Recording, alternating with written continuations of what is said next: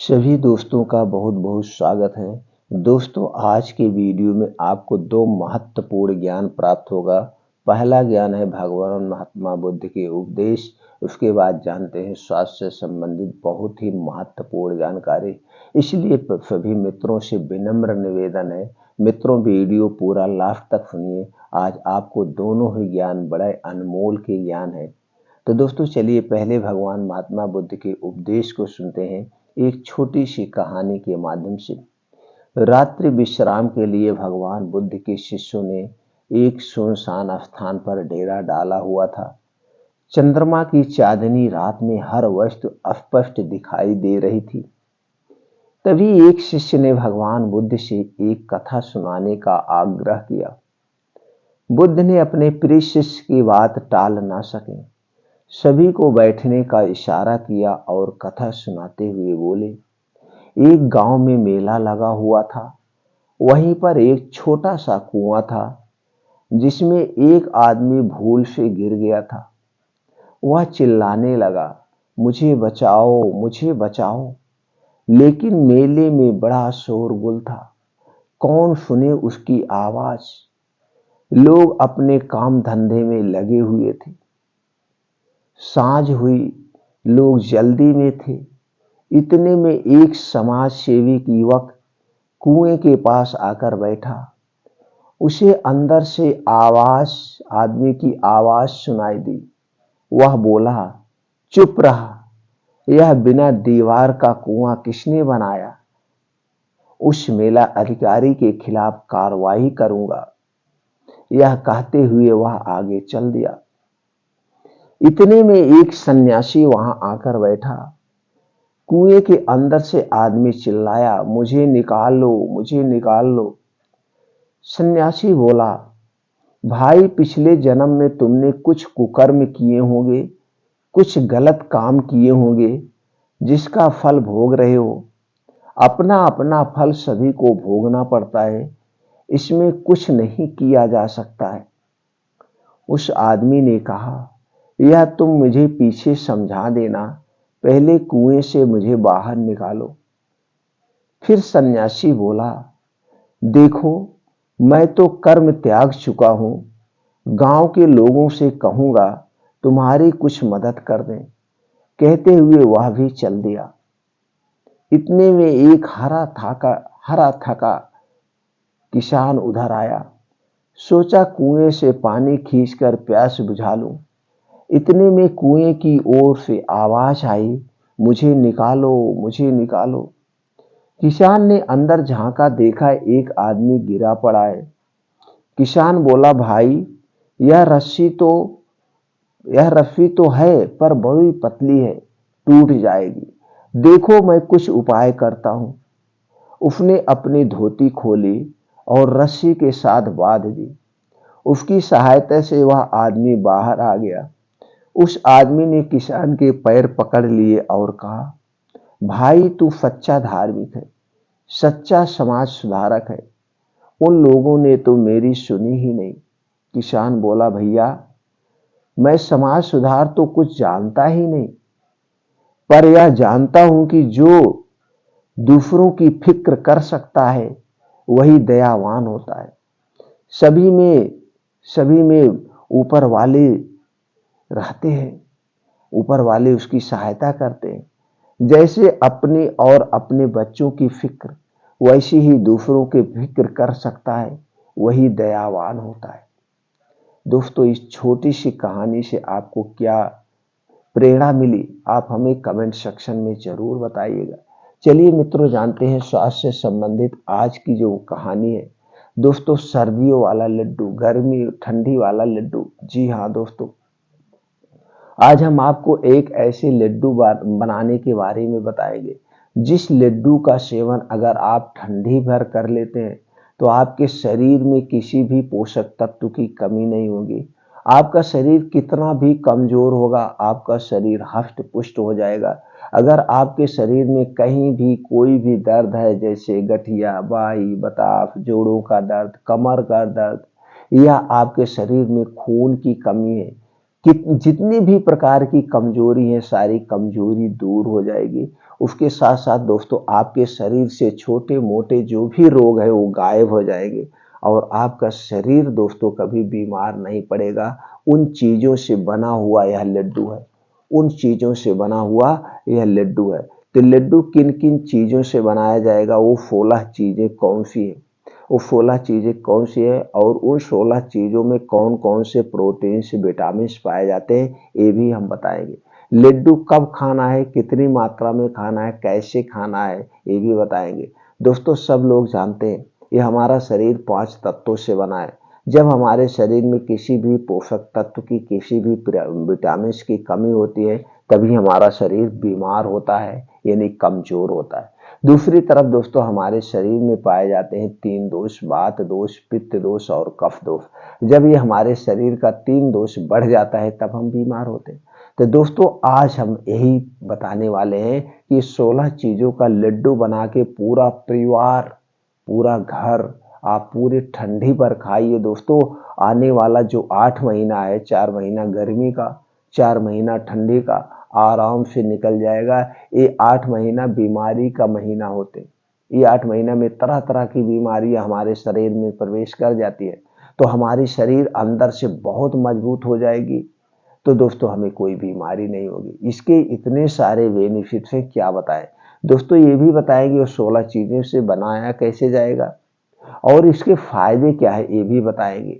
सारे तरीके आज आप लोगों से शेयर करेंगे, इसलिए सभी मित्रों से विनम्र निवेदन है, मित्रों वीडियो पूरा ध्यान से देखिएगा, आप जाइएगा मत, आपको बहुत अच्छा ज्ञान मिलने वाला है। और उसके बाद इस वीडियो को अपने यार दोस्त मित्रों के साथ जरूर शेयर करिएगा और सब लोग पूरे ठंडी पर लड्डू खाइए। आपको कभी कोई टॉनिक लेने की जरूरत नहीं है, कोई प्रोटीन पाउडर लेने की जरूरत नहीं पड़ेगी। इतना शक्तिशाली ये 16 चीजें हैं दोस्तों।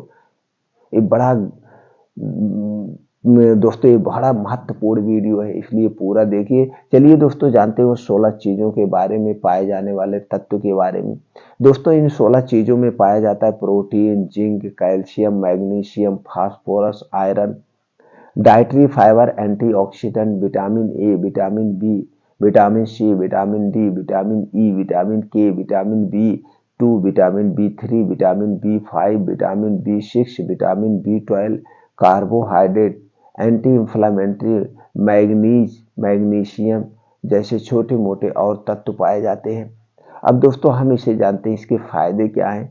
शरीर की रोग प्रतिरोधक क्षमता बढ़ाता है, हड्डी व मांसपेशियों को मजबूत बनाता है, आंखों की रोशनी तेज करता है, आंखों की बीमारी से बचाता है, दांतों को मजबूत बनाता है, दांतों की बीमारी से भी बचाता है, कोलेस्ट्रॉल को कंट्रोल करने में मदद करता है, डायबिटीज होने से बचाता है, ब्लड प्रेशर को कंट्रोल करता है, कैंसर रोग से बचाता है, शरीर की कमजोरी दूर करता है, ढलती उम्र रुक सी जाती है, चेहरे पर चमक बनाए रखता है, संक्रमण रोग से बचाता है, वात पित्त कफ को कंट्रोल करता है, कमर जोड़ों का दर्द, साइटिका दर्द से राहत दिलाता है, स्त्री और पुरुषों और बच्चों के लिए अमृत के समान है, वजन को नियंत्रित रखता है, वजन को बढ़ाने व घटाने दोनों में सहायक है, प्रोटीन एंटीऑक्सीडेंट का प्रमुख खजाना है, पाचन तंत्र को मजबूत बनाता है, पाचन तंत्र को स्वस्थ रखता है, गैस कब्ज एसिडिटी से राहत दिलाता है, दमा अस्थमा रोग से बचाता है, सर्दी खांसी से बचाता है, खून की कमी को दूर करता है, हृदय रोग से बचाता है, दिमाग को कंप्यूटर से भी तेज बना देता है, नींद की समस्या को दूर करता है। ऐसे छोटे मोटे इसके बहुत सारे फायदे हैं। दोस्तों हम जान गए इसमें क्या क्या तत्व पाया जाता है, हम ये भी समझ गए इसके फायदे क्या है, हम जानते हैं कितनी मात्रा में लेना है और कैसे बनाना है। दोस्तों आपको लेना है अलसी का बीज 50 ग्राम, बादाम 100 ग्राम, मखाना 100 ग्राम, किशमिश 100 ग्राम, छुहारा 200 ग्राम, मूंगफली 100 ग्राम, सफ़ेद तिल 50 ग्राम, कद्दू का बीज 50 ग्राम, सूरजमुखी का बीज 50 ग्राम, तरबूज का बीज 50 ग्राम, खरबूज का बीज 50 ग्राम, अखरोट 200 ग्राम, पिस्ता 100 ग्राम, भुना हुआ चना 100 ग्राम, देसी गुड़ 1 किलो, गाय का शुद्ध देसी घी 300 ग्राम। ये सारी चीजें आपको लेना है। लेने के बाद अलसी, बादाम, मखाना, किशमिश, छुहारा, मूंगफली, सफेद तिल, कद्दू मतलब इन सारी चीजों को आपको हल्का सा भुनना है। दोस्तों चना तो पहले से भुना हुआ है, बाकी चीजें आपको हल्का सा भून लेना है। सारे बीन्स को आपको स्लो आंच में से भुनना है, ड्राई रोस्ट करना है। ड्राई रोस्ट करने से क्या होता है, इसके अंदर जो दोस्तों नमी पाई जाती है, जो सीलन पाया जाता है वो खत्म हो जाता है और इसकी लाइफ बढ़ जाती है। तो जो ये लड्डू बना लेंगे इसकी लाइफ बढ़ जाएगी। ये सारी चीजें भुनने के बाद इसे रख लेना है, आराम से ठंडा हो जाए। लेकिन दोस्तों ये सारे बीन्स आपको कहाँ से खरीदना है, बीज भंडार से नहीं लेना है। वो बोने वाला बीज होता है, आपको खाने वाला बीज लेना है। खाने वाला बीज कहाँ मिलेगा, पंसारी की दुकान पे मिलेगा, जड़ी बूटी की दुकान पे मिलेगा, कुछ किराना वाले भी रखते हैं और कुछ ड्राई फ्रूट वाले भी रखते हैं, वहां से सारे बीन्स खरीदना है। इस बात का आप ध्यान रखेंगे। बीन्स खरीद के लाने के बाद अच्छी तरह से भून लिया। भुनने के बाद अब आपको कढ़ाई लेना है। कढ़ाई में पहले थोड़ा सा घी डालना है।